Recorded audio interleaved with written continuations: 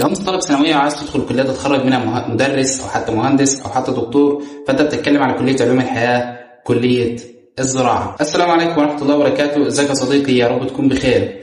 انا وليد عبد الله، طالب بجامعه الازهر كليه الزراعه قسم علوم وتكنولوجيا البان، وجاي اكلمك النهارده عن كليه الزراعه. الكليه اللي بيتقال عنها بره مصر كليه علوم الحياه، وده بسبب تدخلها في مجالات كتير في الحياه ودراستها المتنوعه، سواء كانت هتدرس من كلية العلوم أو كلية الطب البيطري أو كلية الصيدلة. أيوة زي ما أنت سمعت كده يا صديقي، يعني هتدرس مايكرو وهتدرس فسيولوجي وهتدرس تشريح.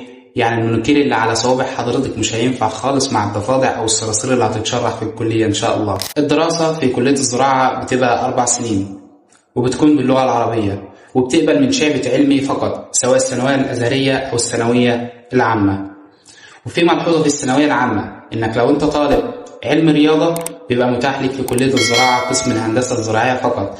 طيب انت عايز تحول من قسم الهندسة الزراعية، بتروح لأقسام تانية، فبتعمل معادلة كده بتعرف تفاصيلها لما بتدخل الكلية. أما صديقي الثانوية الأزهرية، فانت عندك كلية الزراعة بتبقى منفصلة تماما عن كلية الهندسة الزراعية. نيجي بقى للأقسام الكلية. يسعدني أقول لك يا صديقي إن الكلية بتوفر لك أكتر من 20 قسم في بعض الجامعات. يعني عندك جامعة الأزهر بالقاهرة متوفر فيها حوالي 20 قسم، أما جامعة الأزهر بأسيوط ففي بعض الأقسام غير موجودة. عشان كده صديقي لما تقدم في أي جامعة اسأل عن الكلية والأقسام المتاحة فيها، عشان لما أحكي لك عن وظائف ومميزات كل قسم ويعجبك قسم معين فما تلاقيهوش في الكلية بعد ما تقدم في الكلية. نيجي بقى للشغل والأقسام اللي في كلية الزراعة. بص يا صديقي، يؤسفني أقول لك إن مفيش شغل بعد كلية الزراعة، بتبقى فلاح برخص على رأي ما بيقولوا. إيه هندسة مالك وشك أحمر ليه؟ الكلية ما شاء الله بتوفر لك مجالات كتير وفرص عمل كتيرة في سوق العمل. بس سامحني وضربك على الكلام اللي هتسمعه من الناس اللي ما تعرفش حاجة عن كلية علوم الحياة. وقبل ما نتكلم عن الأقسام في كلية الزراعة، سايب لك نصيحة مهمة في آخر الفيديو لازم تسمعها. تعال بقى يا صديقي نتعرف على كل قسم من أقسام كلية الزراعة، بس اسمحنا مش هقول لك على كل الفرص المتاحة لخريجي الأقسام ديت علشان وقت الفيديو، فهحط لك رابط لقناة التليجرام موجود فيها فرص عمل كل الأقسام وكل ما يخص كلية الزراعة. قبل ما نبدأ في كل قسم صديقي، حابب انوه عليك ان خريج كلية الزراعة ليه الأحقية في التعيين في كلية الزراعة، بيبقى دكتور معيد فيها أو دكتور في مراكز البحوث أو مهندس زراعي حسب تخصصه أو غير تخصصه، فهو خريج كلية الزراعة، أو دكتور تحاليل. أيوة زي ما أنت سمعت كده، لأن أنا عارف إن أنت داخل كلية الزراعة عشان دبلومة التحاليل، أو دكتور تحاليل بعد ما تعمل دبلومة حسب اللوائح والقوانين الموجودة في الصورة ديت، أو ممارسة دبلومة الطب الشرعي حسب اللوائح والقوانين ديت، أو دكتور تغذية بعد عمل دبلومة حسب اللوائح والقوانين. قلمك وورقتك وتعالى صديقي نعرف كل قسم من أقسام كلية الزراعة. أولا كلية علوم الحياة، القسم لأكثر من 20 قسم. أولهم قسم الألبان، وقسم علوم وتكنولوجيا الألبان من أفضل أقسام الكلية، مش انحياز ولا تطبع، بس ده بسبب إن الدكاترة اللي فيه والمناهج اللي بتدرسها فيه كلها ممتعة، واللي بيميزه عن أي قسم إنه مستقل بذاته في جامعة الأزهر فقط. أما في الجامعات التانية بيبقى شعبة من قسم الصناعات الغذائية. مجال العمل لخريج قسم الألبان بيبقى مهندس جودة أو مهندس إنتاج في مصانع الأغذية والألبان، أو مراقب جودة في المواني. وريني. بص يا دكتور كده،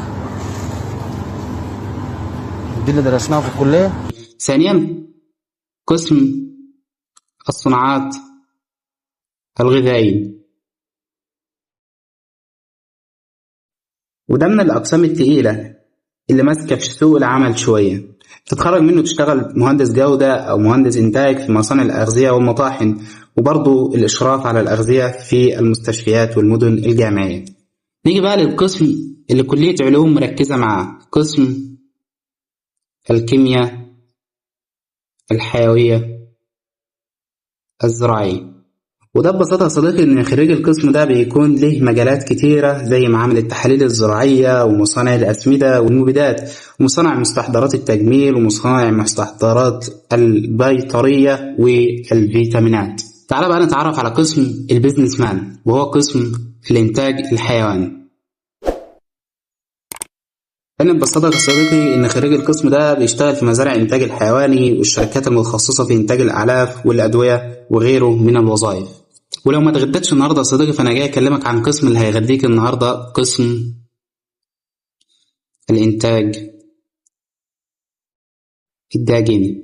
لان ببساطه يا صديقي هتتخرج من القسم ده وتشتغل كمهندس او مشرف في مزارع الانتاج الداجيني ومعامل التفريغ ومجال الرقابه الصحيه وغيره من الوظائف. طيب انت اتغديت النهارده فراخ، طيب هتتغدى بكره فراخ برضه؟ لا، هتتغدى سمك. لازم نغير قسم الانتاج السمكي. وبتتخرج من القسم ده يا صديقي مهندس في مزارع إنتاج الأسماك ومزارع الزراعات المائية والشركات المتخصصة بتصنيع الأعلاف. نيجي بقى للقسم المتحكم في سوق الخضار والفاكهة، قسم البساتين. يعني مهندس لاندسكيب في القرى السياحية والملاعب والعمل في زراعة الأنسجة. تعال بقى نتعرف على قسم دكاترة النبات، ألا وهو قسم الأمراض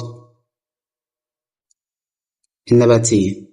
وبتشتغل من القسم ده مهندس في مراقبة وإشراف في المواني والحجر الزراعي وغيره من الوظائف، وبرضه كمهندس في أو العمل في شركات تخزين وحفظ وتصدير الفاكهة والخضر. والقسم اللي بعده يا صديقي قسم البايوتكنولوجي أو القسم التقنية الحيوية، قسم التقنية الحيوية.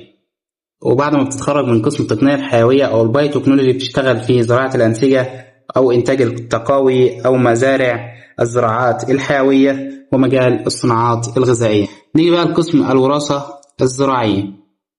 وبعد ما تتخرج من القسم ده بتبقى مهندس في مكافحة الآفات في المزارع وزراعة الأنسجة وشركات إنتاج التقاوي وغيره من الوظائف. نيجي بقى لقسم المبيدات. وفي القسم ده يا صديقي بتتخرج تشتغل في شركات إنتاج الأسمدة والمبيدات والعمل الخاص، سواء هتفتح محل أسمدة أو مبيدات وعمل توكيلات. نيجي بقى يا صديقي القسم الحشرات الزراعية. وفي القسم ده يا صديقي بتتخرج تشتغل في شركات مكافحة الحشرات والحجر الزراعي وشركات الأسمدة والمبيدات ومناحل العسل. نيجي بقى القسم البيئة والزراعة الحيوية. وفي القسم ده يا صديقي بتتخرج تشتغل في شركات المعالجة الحيوية وإنتاج التقاوي وشركات المخصبات الحيوية والعضوية زي الكمبوست وغيره من الوظائف. نيجي بقى لقسم المحاصيل. ده قسم العظماء، بيزرعوا التعب ويحصدوا امتحانات. وفي القسم ده يا صديقي بتتخرج تشتغل منه مهندس في المزارع الحقلية، مهندس مراقبة وإشراف في المواني والحجر الزراعي. نيجي بقى لقسم الحيوان الزراعي. تتخرج من القسم ده يا صديقي تشتغل في شركات مكافحة الآفات الزراعية وشركات تدوير المخلفات الزراعية. ونيجي بقى لقسم الإرشاد الزراعي، قسم الاجتماع، قسم التعاون الزراعي، قسم الاقتصاد الزراعي. وفي الأقسام الأربعة دول يا صديقي بتتخرج مهندس في مراكز البحوث الزراعية والعمل كأخصائي إرشاد زراعي في وزارة الزراعة والجمعيات الزراعية والعمل في وحدات التنمية المحلية والإصلاح الزراعي ومدرب برامج توعية للمزارعين. طيب أنا واحد بحب التعب وعايز أشتغل في كوكتيل الأقسام اللي فاتت دي أو عايز أدرس من كل المواد اللي فيها. موجودة صاحبي، مش قلت لك كلية علوم الحياة قسم الشعبة العامة، الشعبة اللي بتدرس فيها من كل الأقسام لكن من غير تخصص، يعني بتاخد مواد من كل أقسام أساسيات الأقسام لكن من غير تخصص. نصيحة يا صديقي، كلية الزراعة كلية مش سهلة، من الكليات التقيلة اللي محتاجة مجهود كبير، والأخص في سنة أولى وسنة تانية، إن بيجي عندك في سنة تالتة التشعيب أو اختيار الأقسام، وده بيختلف من جامعة لأخرى. كل قسم من اللي ذكرناهم دول ليه شروط لدخول القسم. برضو خد كورسات كتير في المجالات الزراعية سواء اونلاين او اوفلاين، عشان بالعربي كده وبالخط العريض خريج زراعة بيشتغل في اي حاجة في الزراعة والغذاء. تعلم مهارات كتير تأهلك لسوق العمل، لانك ببساطة صديقي مش بتروح تاخد شهادة التخرج اللي انت خدتها من الجامعة وبتروح بقى لصاحب الشغل وتقول له شغلني بشهادة التخرج اهي والشهادة عندك اهي وقبضني مرتبي. لا، ده انت بتروح تبيع له مهاراتك وخبرتك في سوق العمل. وفي النهاية تصلي على النبي. سلام.